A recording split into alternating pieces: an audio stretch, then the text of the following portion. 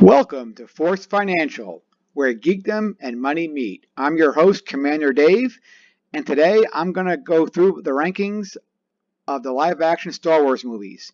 Now, these are my personal rankings, certainly subject to debate and opinion, but here we go.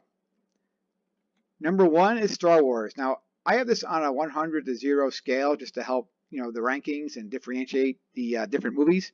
So Star Wars to me is a perfect movie. In fact, it's my personal favorite movie of all time. I was a preteen when Star Wars came out. I was there in 1977, and this hit me like a thunderbolt to my preteen brain, and has never left me since. And this is just, the perfect movie because it just really is a great adventure movie, a great story, and great characters. And story and characters is what makes something timeless, and that's why this movie will be watched for generations to come. And even watching the original trailer, this is the original 1977 trailer. The special effects still hold up today, despite all the CGI and computers. Even watching Infinity War, this is still, I would say, better, and because it's really pure movie magic. When you actually make something tangible, it looks real because it is real. I mean, Tatooine is a real place. The Death Star is a real place. The Millennium Falcon's a real ship. That's how it all feels. It feels lived in. It feels like you're there. It feels like you're having breakfast with Luke and Aunt Beru and Uncle Owen. It feels like you're at the cantina with Han Solo and Greedo. It feels like you're on the Millennium Falcon fighting those TIE fighters. It feels like you're flying through that trench with Wedge and Luke. It just feels so realistic and real, and that's a great movie. And that's movie magic, and that's something that's really missing in today's movies. You also connect with the characters, and that's the other great thing. Luke, you can relate to Luke. You can relate to his hopes and dreams. Who doesn't think about a better life than they are, especially if you're a teenager. You're just thinking getting away from home and getting on your own and getting out and having your own adventure. And I think that appeals to everybody. It's just a universal feeling, and that's the magic of this movie is the characters and the story. And let's just recap quick the story. We start out with the best iconic opening of all time with that Star Destroyer rumbling across the screen. I mean, right there, if that doesn't grab you and pull you in, I don't know what will. And then we meet R2-D2 and C-3PO, who then meet Luke, and then they meet Ben Kenobi, and then they meet Han and Chewie. Then they go to Death Star and they meet Princess Leia, and then they all go to Yavin where they, all come together to defeat the Death Star and win the day, and they get their medals and the end. And it's just a great story. And you just think when you walk through that story, it just builds. The momentum's building and building, and then you get to that climatic battle. And that's the magic. You have a real climatic battle. Like I feel like most movies, their climaxes are just noise and just lots of crap on the screen. Flashing lights, whatever. It's a lot of these superhero movies don't know really how to do a climax. It's all just CGI and crap. But Star Wars had a true climax, so I think it's just perfect story, perfect characters, and of course Darth Vader, a perfect villain. Now, number two is going to be a little controversial, I think, with some fans, but I'm going to pick personally. This again, personal rankings. I'm going Return of the Jedi, and I like Return of the Jedi a lot because Return of the Jedi gives us that iconic moment when Luke and Darth Vader and the Emperor have their final confrontation. And that, to me, is probably arguably one of the best moments in all of Star Wars. And the build-up to that over the course of the trilogy is great. Luke's personal journey is a big part of this trilogy, and we go through his trials and tribulations, his training, his first confrontation with Vader in Empire, and now he's finally coming to his own. He's a Jedi, and he's gonna try to save his father from evil and turn into the good side. So I think that on itself makes Return of the Jedi a great movie. But you also have a great space battle. You have a great ground battle. You have that opening scene with Luke fighting the Jabba the Hutt's minions. I mean, it's just awesome. So Return of the Jedi, to me, has a lot of great things into it. And I know some people complain about the Ewoks, but you know what? I think the Ewoks are really a great metaphor for how the Empire, overlooks, the little things, especially, a primitive tribe like the Ewoks. They're just beneath them. The Empire can care less. and in the end, that's the undoing of the empire. So it really shows you the hubris of these big bureaucracies and these evil fascist organizations. So I think it's just really cool in a way how that works if you kind of give the Ewoks a little more credit. But anyway, I personally put Return of the Jedi. And look, we're talking about really close rankings here. 95 out of 100. I mean, you know, I'm in a quibble. And Empire Strikes Back is right there at 90 for me. And The Empire Strikes Back, is definitely the more adult, quote, adult movie. But it still has obviously a lot of cool stuff. We got the Hoth battle, the asteroid scene here is awesome. But the Hoth battle to me is one of the best battle scenes in all movies because you really have a great sense of what's going on. The bad guys have a goal, the good guys have a goal, and the effects are great. Again, this all model work, no CGI. It looks real. Looks like those walkers are really on the snow.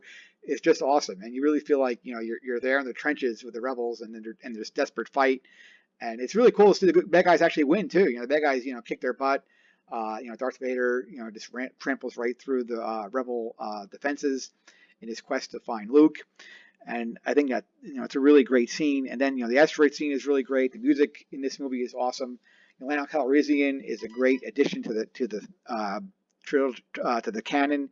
A great character, really adds a lot. We kind of expand the world of Star Wars. Visiting Bespin, visiting Dagobah. So Star Wars really kind of comes into its own in this movie in terms of the scope and the universe and the world building. And the only reason I would give the Empire a little less ranking, it just, rewatchability. I think, if I'm going to watch one of the Star Wars movies, I'd rather watch Star Wars or Return of the Jedi over Empire. And that's just, again, personal preference. But I can easily see I can see why Empire definitely is people's favorite. So again, I'm not going to quibble. I'm giving a solid 90 here. So again, I'm just trying to differentiate a little bit here with the numbers. I mean, they're all 5-star movies, so let's not kid ourselves. And now we get the great movies, and now we're kind of moving into the so-so. And it's a shame that none of the new movies can really hold a candle to the originals. And I guess it's hard to recapture that magic. I don't know if it's nostalgia. I don't know what prevents that from happening, but it is what it is. But Rogue One, I think of all the Star Wars movies that have come after, was the closest of capturing the feel of Star Wars. Just look at that shot of that Star Destroyer. How does that get you giddy? When you see the Death Star, how does that make you kind of get giddy? Seeing Red Leader and Gold Leader on the screen, I just lost it. I loved it. And even look, Mom Martha here, great actress they got to portray her to feel Star Wars. So I feel like this movie really feels like Star Wars. It's a shame that the movie didn't have better characters. Jyn Erso, unfortunately, just was not written or developed well enough. And Cassian isn't really well developed either. The droid is really good. K2, good comic relief. But the other characters, like I can barely remember this guy's name. So it's just a shame that they didn't do a better job. I love the tank, but it's just a shame they didn't do a better job with the characters. But look, the action's great. The last 45 minutes is pure Star Wars right from the tap. The U-Wing is a great addition to Star Wars. And of course, Darth Vader at the end. Who cannot love Darth Vader at the end there? I mean, I want more Darth Vader. If you're going to make another one of these, Star Wars stories movies, make a Darth Vader one, because that's really the only way you can go right now. Okay. But just a great war movie, and really put the war in Star Wars. So Rogue One, personally, I think is a solid 3.5 stars, and it belongs, it belongs up there on my list. And now we get, unfortunately, if we start going lower down the scale, we get the Solo, and it's hard to kind of pick like what's number 5, and I'm gonna go with Solo only because, again, at least it feels like Star Wars, especially Chewbacca. I really love Chewbacca in this movie. He's probably my favorite part of the movie, and Chewbacca really kind of helps Han feel like Han. And the Falcon, of course, is the Falcon, especially at the end. That ending scene when Chewbacca and Han win the Falcon from Lando, and they fly off in the Falcon. They both put their hands on the hyperdrive. I want to see the movie from that point, because all this other crap with Beckett and Kira and L337. Oh God, don't get me started on L337. Who cares? I mean, these characters really aren't that great. No, I'll give Lando a few props. Donald Glover does a good job of Lando, but he doesn't really do anything in this movie. He doesn't really have anything to do except lose the Falcon the Han on the poker game, which is this has to happen. So and the plot of this movie is really bad. I can go through a lot of the plot holes, but I'm not going to do that now.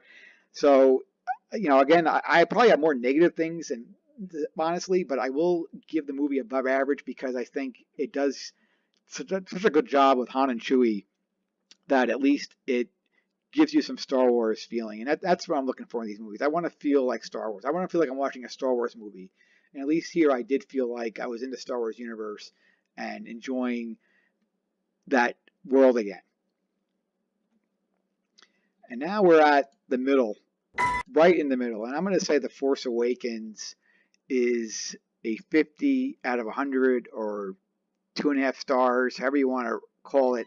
And it's a tough movie to rank because it had to do the heavy lifting of getting Star Wars back on track after the horrible prequel movies. It had to introduce new characters because obviously Han and Luke, they're getting pretty old, so they gotta get new characters. So look, we all understand that. So this movie had a lot to do, and the decision though to basically do a soft reboot and remake the original Star Wars movie, I don't really get that because it really narratively limits what they can do.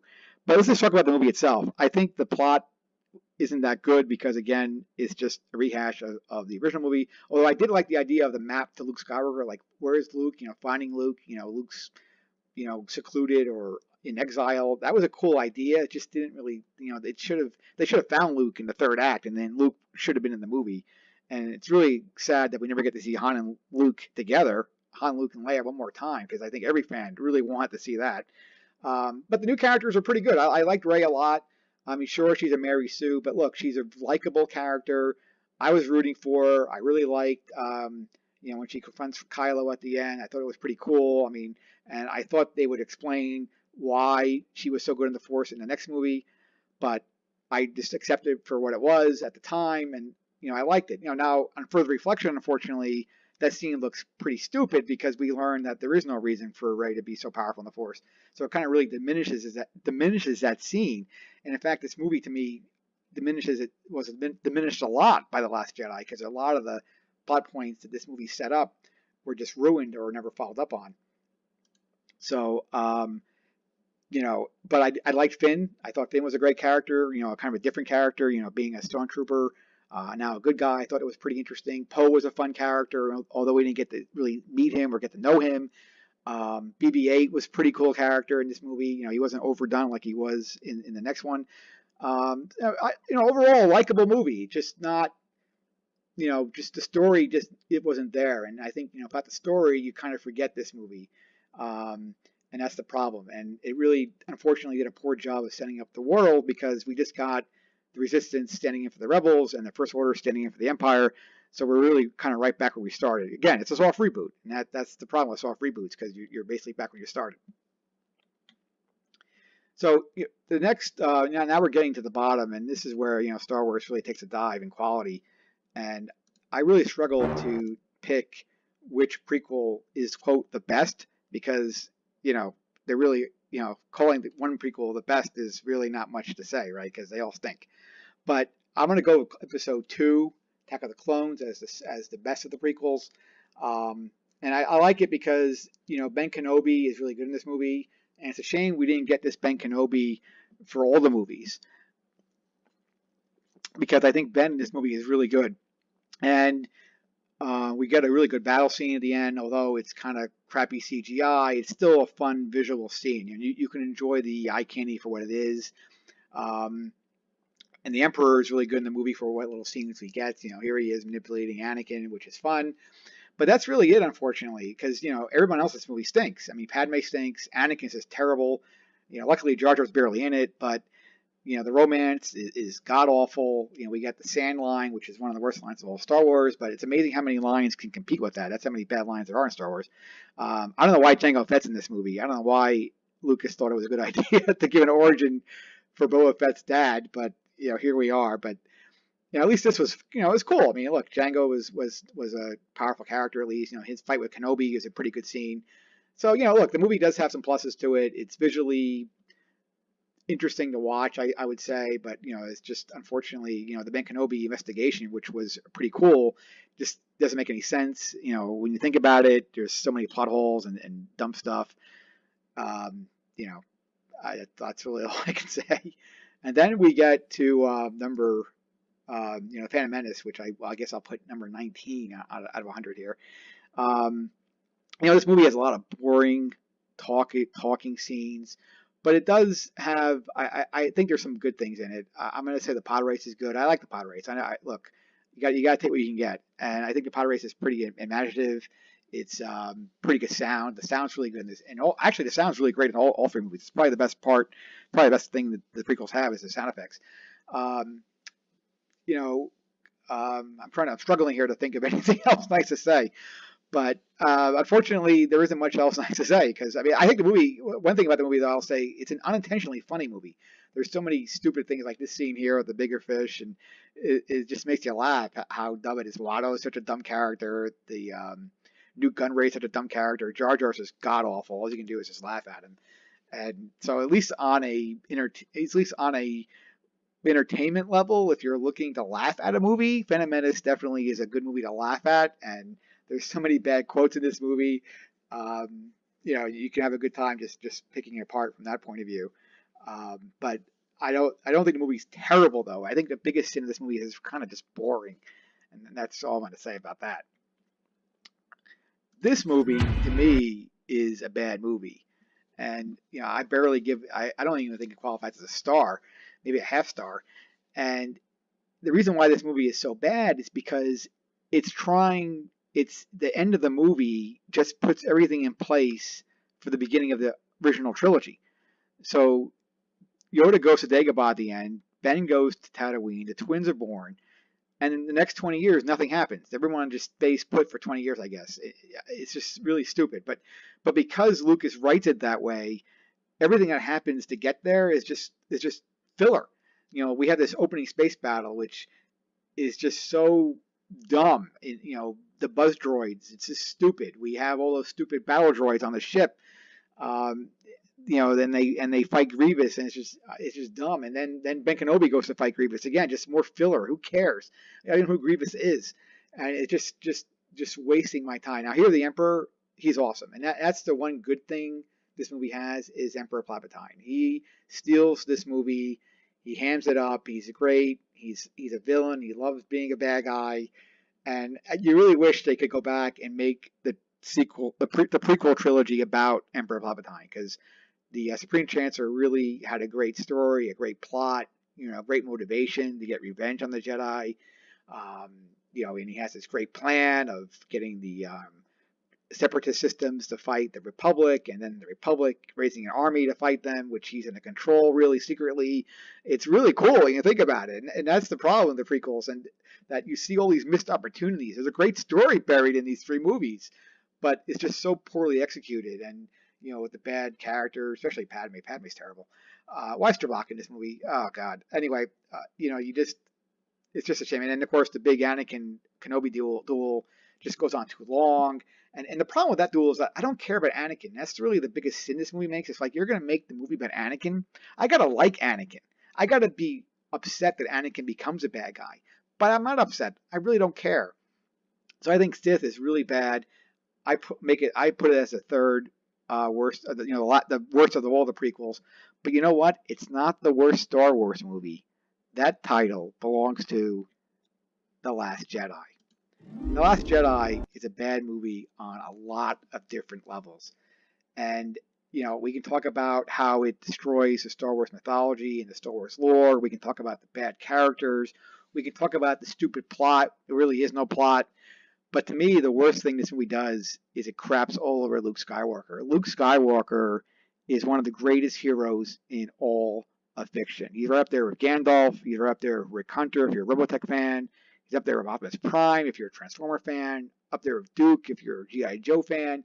You go down the list, Luke Skywalker is top 10, I'm going to say top 5 hero of all time. Just an awesome hero. And this movie just craps all over him. And, even Mark Hamill, as famously interviews have said, he disagreed fundamentally with every choice Rian Johnson made for his character. I mean, it's like Rian Johnson never watched the original trilogy. He didn't understand any of these characters, especially Luke. It's really terrible what happened. And to make Luke this grumpy man who doesn't care about anybody, doesn't care about his sister, tries to murder his nephew. I mean, really, who wrote this crap? Who wrote this crap? Oh, okay, take a deep breath. So, that's one reason why I feel this movie deserves absolutely the score, and it does get. Also, let's talk about the plot. I asked people, what is the plot of this movie? And because I struggle to figure that out, and I think the plot is the resistance ships are going to run out of fuel, and there's 17 hours to go before they run out of fuel. That's the story. That's the dramatic tension of the movie. Will they run out of fuel before they get blown up? I mean, really? I mean, did a 5-year-old write this movie? I mean, how dumb! And that opening space battle, really beyond stupid. Can you believe there's a cell phone joke in a Star Wars movie? Seriously, that happened.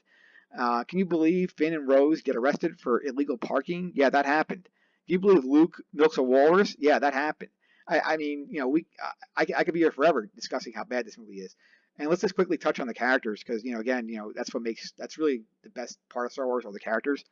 Even Finn and Rey, who I liked in Force Awakens, they're terrible in this movie. Rey has nothing to do. Finn has even a little more to do than just walk around and talk to Space Forces. I don't even know what Finn's role in this movie is, to be honest. Poe is is Poe in the movie? I even forgot if he's in the movie, to be honest. And the new characters, well, I even have new characters because they couldn't even write their other characters. How do they put new characters in? Rose Tico, Holdo, DJ. These are some of the worst written characters, not just in Star Wars, but of any movie you're going to watch. I mean, these characters have no personality. They have no motivation. They're just there for window dressing, I guess. I mean, they're terrible.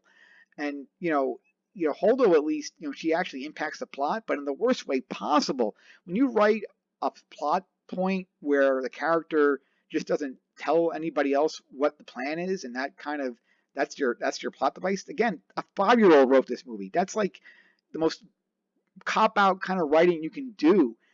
I don't understand how this guy, Rian Johnson, was allowed to write the movie, let alone direct it.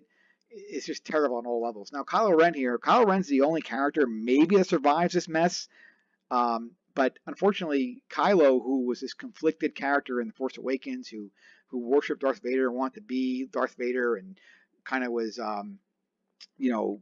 unsure of himself, and was, wearing the mask because he was trying to compensate for his lack of inadequacies. In this movie now, he's just a bad guy. He's just bad Kylo Ren. And he's all confident now, and the character that we got to know in the first movie, Force Awakens, is now totally different. Now he's just a bad guy, and even Luke at the end says he's irredeemable. He's a bad guy now. I mean, so where's this movie going to go? There's no place for this movie to go, and it's just so bad that this is what they did to Star Wars. It's funny too. As bad as the prequels were, they didn't kill Star Wars. This movie actually really is kill Star Wars. And you watch the box office of Solo, you understand that that's not me just saying that. I mean, the fans, just most of us hate this movie, and there's a lot of reasons why, and I'll probably make another video discussing it more in depth. But Last Jedi, definitely the worst Star Wars movie ever made. And that, in conclusion, is my personal rankings of the Star Wars movies. To recap: Star Wars, the original, and Return of the Jedi, Empire Strikes Back, all solid 5-star movies. Rogue One, I think, almost got there. Just, it's a shame they couldn't have just written those characters a little better, but still love Rogue One for the feel of Star Wars it gave me. Solo, really gave us a great Chewbacca, and even a decent Han. And Force Awakens, look, I mean, this is, where Star Wars is, and it's just Force Awakens has a lot of problems. The prequels, of course, a lot of people have talked about how bad those movies are. And Last Jedi, as I just said, just the worst of the worst. So thank you for listening. I'd love to hear what your rankings are. And if you like the video, give me a like. Till next time, this is Commander Dave.